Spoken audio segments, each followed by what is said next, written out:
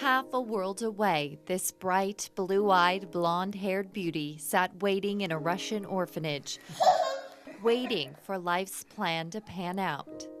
Here in Corvallis also sat Kayla, Justin, and Braden Vale, hoping to make their family of 3 a fearless foursome. We have always wanted to adopt. Every child is born typically with a clean slate, and if they aren't brought up in a home with love and care, they don't get to take advantage of some of opportunities that we take for granted. The Vales say they were drawn to Russia because some orphans have a bleak future. Some even become the victims of human trafficking and sex trade. We felt like if we could hopefully rescue a girl from that, that would be a huge blessing for us. It hasn't been easy, to say the least. No. 2 years. No. Oh, there's so many peaks and valleys in this experience. I get in front. The Vales started looking for their little one 2 years ago. In that time, there was countless hours of paperwork, trips to Russia, court, and even grieving one adoption that didn't go through. We had many moments of doubt, almost calling it quits, and we just never felt that that was really the right decision. Then in September of 2012, word came, and the Vales were on a plane to meet their little Elena. Talk to me about that first meeting when it was so brief. Well, I mean, we anticipated this moment for a year and a half. It was very fast. They basically brought her out. They woke her out from her nap and brought her out into the room, and it was sort of like a look her over and tell us if you want her. Very good. And what did you think? Wow, she's adorable. And we gave her a book. She was so overwhelmed by something as simple as a book. And they too were overwhelmed. After signing the paperwork, there was definitely a little bit of fear. Is this the right decision, or are we? What are we doing here? This changes our life forever. Regardless of any fears, it was still their dream to bring Elena home. But the months to follow would be another test of endurance. The Vales still had to go through adoption court in Russia, more paperwork, and a waiting period, so they came back home.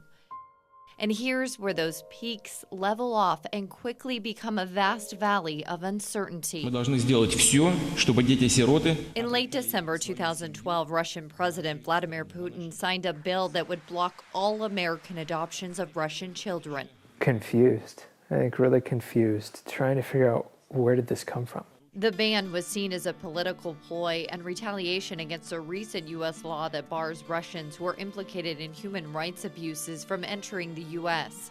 But it also cited circumstances where U.S. families didn't take good care of their children adopted from Russia. As things progressed, there became talk of not allowing these 46 children. They kept throwing out different numbers. And it became more and more clear that we were one of those, that they were not going to allow our daughter to leave the country. Everybody in the U.S., even a lot of organizations in Russia, were desperately trying to find out what the implications of this were. I remember at one point praying that God would provide a Russian family for her. A childless crib sat waiting, but the Vales wouldn't give up. It was a roller coaster of emotions. There were days of just intense grieving, thinking that we would never see her again. And then days of hope, where we felt like, okay, we can go get her. And in those days of hope is when Kayla made the courageous decision after hearing that in fact Elena's paperwork was complete. It was time to bring their baby home. They decided Justin would stay behind with Braden in case the situation took a turn for the worse. You could have been arrested. You didn't know what was going to happen. It was probably one of the most difficult parts. There were times that I was thinking, this is crazy. Wow. It was probably the hardest week I think I've ever been through. Kayla and her father flew into Moscow late on a January day, and at first light went to the passport office. It was amazing. Usually passports take a little while to get, days, sometimes weeks. And he had her passport in a couple hours. And that next step, the orphanage. She looked up and she saw me and she just started giggling and squealing for joy.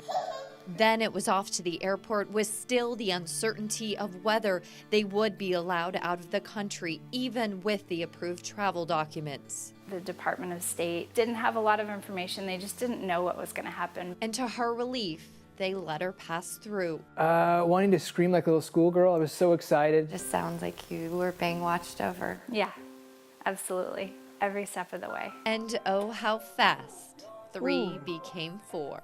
My favorite part was Braden, our son, getting to see each other for the first time, and he's just been so excited. Kisses from brother. Layers of the hurt and the fear, I feel like, daily are shed. But their hearts are also heavy. It's unclear whether future Russian children will ever get to call Americans mom and dad. Very sad for the other children in this orphanage, and knowing that the chances of their being adopted are very slim now. But if it can't be Russia, the Vales at least want to let people know adoption stateside or abroad is a blessing. I feel like she has an incredible purpose here, and she's just such a miracle. She was meant to be here, and I'm so excited to see why. What will you tell her of this story? What is the story? It's just a miracle. I mean, we have a blog and we call it Our Russian Miracle. And like most miracles, we may never understand the details along the way. What we can understand, this outcome. Let's go get brother. And once in a great while, there will be those like the Vales who will inspire us all to dig deeper and find the courage to never give up hope.